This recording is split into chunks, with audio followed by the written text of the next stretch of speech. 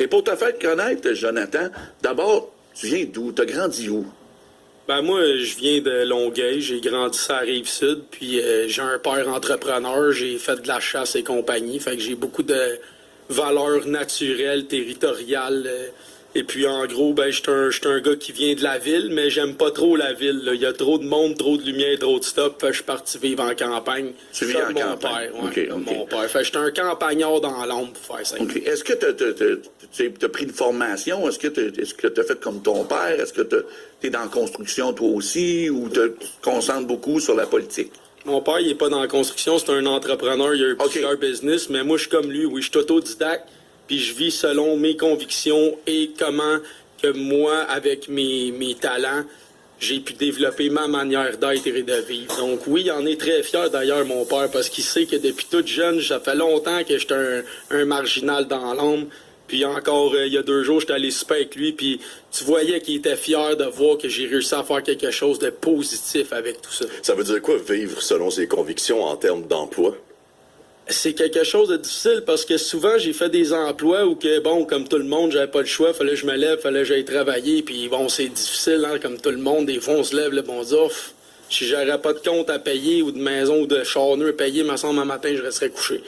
Puis c'est ça qui est dur. Puis à un moment donné, ben, je réussis à faire ce que j'aimais. Mais moi, je suis quelqu'un qui se tanne. J'ai besoin de nouveautés, j'ai besoin de découvrir, d'apprendre. Fait qu'après 4-5 ans, faire une job, là, je viens bien bon, puis je m'attends, puis je m'en vais dans un autre domaine. Okay. Puis là, ben, j'ai fait la construction, de la rénovation, du terrassement. J'ai fait aussi du service clientèle pendant 4 ans. Puis c'est ce que j'ai aimé le plus, être en contact avec les gens. Puis là, ben, avec la COVID, je me suis rendu compte que les gens appréciaient beaucoup ce que je communiquais, que je laissais très peu de monde indifférent, que ce soit pour des bonnes ou des mauvaises raisons. Puis, j'ai su prendre mon talent de parole, puis tranquillement, pas vite, en faire quelque chose. Puis la vie m'a donné l'opportunité d'être chef d'un parti. Puis là, je me suis dit, ça arrive pas pour rien. Mais là, je savais que j'avais des points à travailler. Donc là, j'ai commencé à travailler ces points-là, puis depuis ce temps-là, ça va très, très bien la vie, puis je fais ce que j'aime, puis ça continue d'avancer positivement. OK. Au fil du temps, mais on compte pas le nombre d'heures que tu as passé à faire des vidéos un peu partout, des envolées lyriques, des théories du complot, puis souvent en présence de la police. As-tu un casier judiciaire? Ben oui, je m'en cache pas, puis je m'en ai jamais caché parce que moi, je suis quelqu'un qui a appris à se connaître. Et pour se connaître, ben, il faut aller dans les 2 côtés de soi-même. Et ce qui me permet aujourd'hui, à 38 ans, d'avoir la chance de bien me connaître et de savoir qu'est-ce que je ne veux plus de moi et jusqu'où je suis capable d'aller et à quel point que je peux moi-même m'auto-saboter puisque j'ai le courage d'aller jusqu'au bout de mes convictions, même si par moment, c'est peut-être pas le bon temps ou la bonne raison. Fait que j'ai appris de mes erreurs à canaliser tout ça. Puis j'en suis content. Puis encore là, à 38 ans, je suis content aussi d'avoir eu toutes ces épreuves-là parce que ça forge mon caractère puis ça fait que dans plusieurs années, je risque d'être une bien meilleure version de moi-même que je n'aurais pu l'être. Et ça m'évite de faire ces erreurs-là plus tard dans ma vie. Je comprends, mais en ta qualité de chef de parti, tu peux aussi comprendre que ça semble inquiétant pour les gens de constater qu'un chef de parti a cette capacité d'auto-sabotage. Est-ce qu'une fois que tu vas arriver potentiellement au pouvoir, tu vas foutre le pays à terre? Tu comprends? On a l'impression que l'instabilité, ça pourrait t'amener là. Ben non, parce que justement, je suis pas instable, puis j'ai un rapport de psychiatre de 2023 qui confirme que je vais très bien mentalement, puis que je suis capable de prendre le négatif et de le faire en positif. Et ce rapport-là, il est arrivé suite au 911 puis au feu où que la procureure a demandé. Ouais, mais ça, je vais te le dire, Jonathan, là, je te coupe, je m'excuse. Moi, ce que les journaux disent, là, les grands titres, là, je suis le gars, là, justement, pour pas croire ce qui est écrit. Fait que ça, là, je vais te laisser avec ces affaires-là. Tu m'as dit que tu as un dossier, tu es allé jusque-là, je suis correct avec ça, OK? Mais les grands titres et tout ce que tu voudras, les grands titres, des fois, ça fait des méchants, puis des méchants, c'est pas toujours vrai que c'est des méchants. Je te pardonne pas, j'en parle pas, tout simplement. Si tu me permets juste un commentaire, il faut toujours ne jamais oublier que l'État fait toujours de son adversaire le méchant. Faut jamais oublier ça. Et moi, je dérange parce que je montre que la loi est pas respectée, qu'il y a plusieurs choses que je soulève. Peut-être que je le soulève pas toujours des meilleures façons, mais je le soulève quand même et je dérange énormément l'ordre établi. Donc, on fait de moi l'ennemi de la stupidité, le gars qui est un crétin, puis qu'il faut pas l'écouter parce que il est fou puis il est farfelu. Mais quand on prend le temps de s'asseoir avec moi, je peux sourcer tout ce que je dis. Ça veut dire quoi, pas l'exprimer de la bonne façon pour toi? Ben, c'est parce que tu sais qu'on est tout imparfait, puis des fois, on dit des choses sous le coup de l'émotion, ou des fois, on dit sous la colère, ou des fois, sous l'impulsion. Donc, des fois, il y a des choses qu'il faut prendre le temps de structurer. Et puis ça, c'est quelque chose que j'apprends aussi au fil du temps. Parce que je suis encore jeune, moi, j'ai juste 38 ans. Là. Techniquement, là, j'ai au moins 5 bonnes élections devant moi, encore minimum, si c'est pas 6. Mais est-ce que prendre le temps avant de prononcer des mots serait peut-être pas mieux choisi, plus judicieux? Ben non, parce qu'on est imparfait. Il faut accepter notre imperfection. Et moi, c'est ce que j'incarne en tant que chef politique. Je me permets d'être un humain imparfait au lieu d'être un hypocrite dans l'image qui contrôle tout. Parce qu'on veut un changement. Mais comment on peut avoir un changement quand on a juste des gens qui simulent être ce qu'ils nous montrent? Donc là, ça fonctionne pas. Et comment est-ce qu'on pourrait avoir le bon trait de personnalité quand ils ne les expriment jamais, ces gens-là, leur trait de personnalité, et qui vont jamais être eux-mêmes pour pas sortir des limites de leur cadre? Ben moi, je suis là pour ça. Enlever le cadre et redevenir l'humain en avant qui fait de la politique et non une carrière en politique. On a besoin du peuple en politique et non de bureaucratie en politique. Ce que je comprends, c'est que tu n'as pas fondé l'Union nationale provinciale. Comment tu es arrivé dans ce parti-là? En fait, moi, au début, j'étais militant. Après ça, je m'avais fusionné avec Démocratie Directe. Ça n'a pas fonctionné. Bon, je ne ferai pas le procès un matin. Puis par la suite, mon ami Guy, il était en contact avec les gens des directions de l'Union nationale. Puis il leur a offert une rencontre comme de quoi qu'il me proposait chef. Moi, j'étais beaucoup réticent.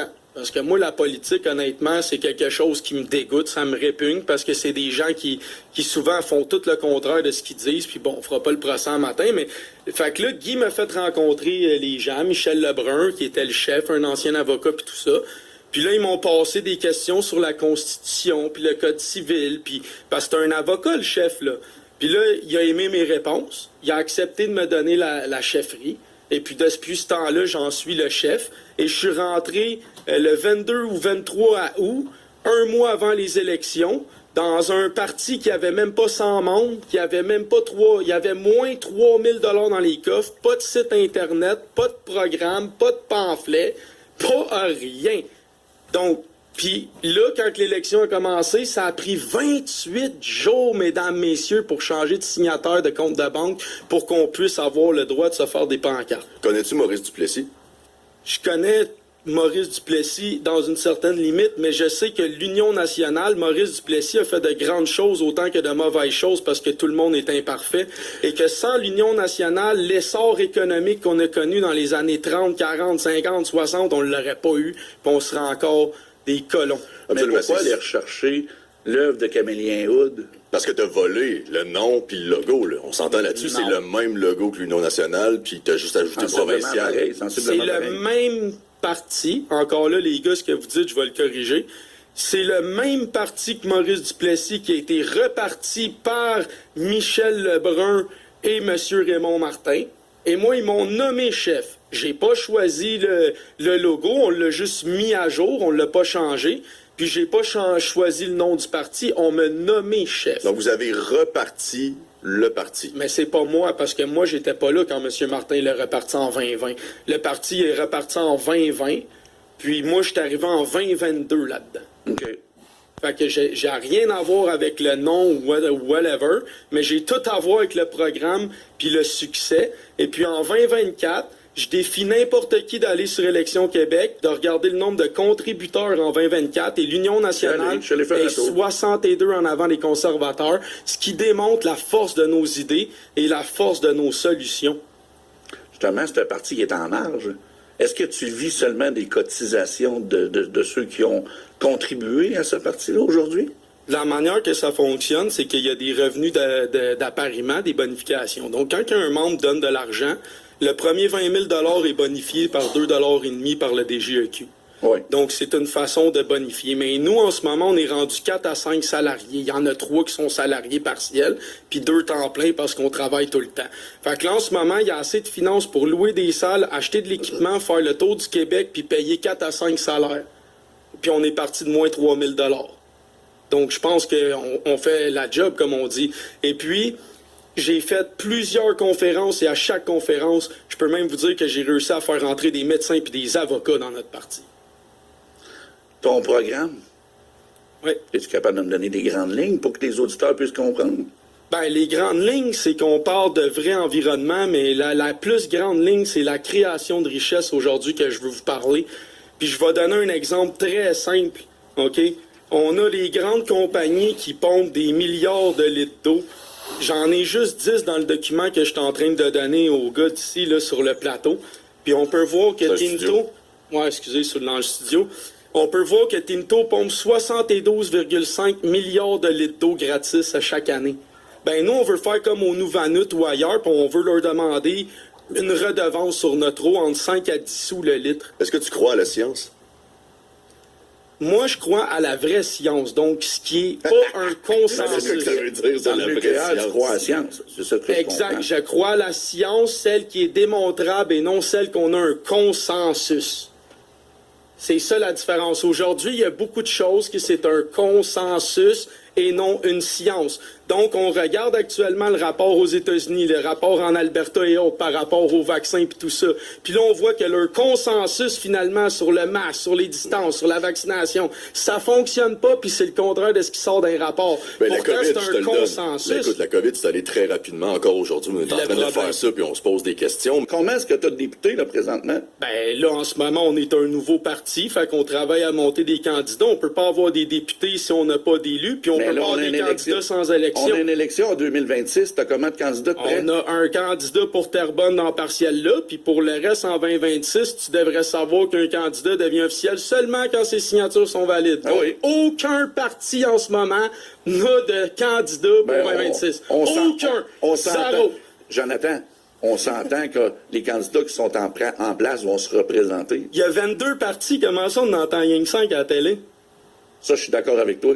Ah, fait que là, dans le fond, t'es en train de me dire que le PQ a 30% de vote, mettons, à Terrebonne, mais personne sait nos idées à nous autres, à l'Union nationale. C'est drôle, mais pourtant, juste par nos conférences, on l'a dépassé. Il arriverait quoi si je parlerais, pour répondre à ta question en terminant, de qu'est-ce qu'on fera en santé? Nous, on veut faire une enquête en santé sur les surprescriptions. On veut faire une enquête en santé pour les santé mentales. On veut faire une commission d'enquête publique parce que clairement, ça tourne pas rond. Puis pour sortir les intérêts pharmaceutiques, on veut faire une industrie pharmaceutique québécoise duquel nous, on contrôlerait les coûts et la production. Donc, fini le cartel des prix. Et puis de là, on créerait de l'innovation, de la production, des brevets, puis on pourrait même en vendre à d'autres pays. Donc, on pourrait financer notre système de santé. Des vraies idées, j'en ai plein. Juste avant qu'on se laisse, le bien-être du peuple, les gens, la différence. Comment tu te positionnes là-dessus? J'ai entendu des clips de toi qui étaient assez dithyrambiques sur l'homosexualité. Est-ce que les gens ont le droit d'être gays dans la société d'aujourd'hui? J'ai rien contre les gays. Ce que j'ai exprimé, c'est une pensée générale que même des amis gays puis des amis LGBT me disent.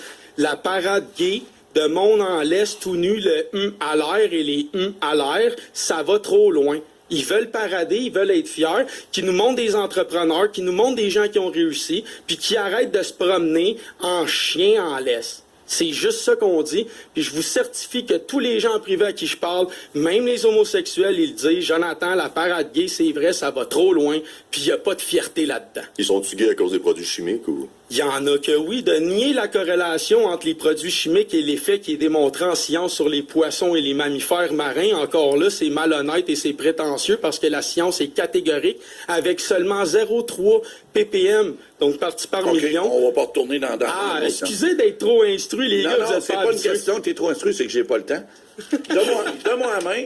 Yes, Carbo, merci. On s'en rejasera. Ça a été une bonne guerre, merci tout le monde. C'était Jonathan Blanchette, chef du parti l'Union nationale provinciale. Beaucoup d'idées, beaucoup de connaissances. C'est à vous de faire votre propre opinion.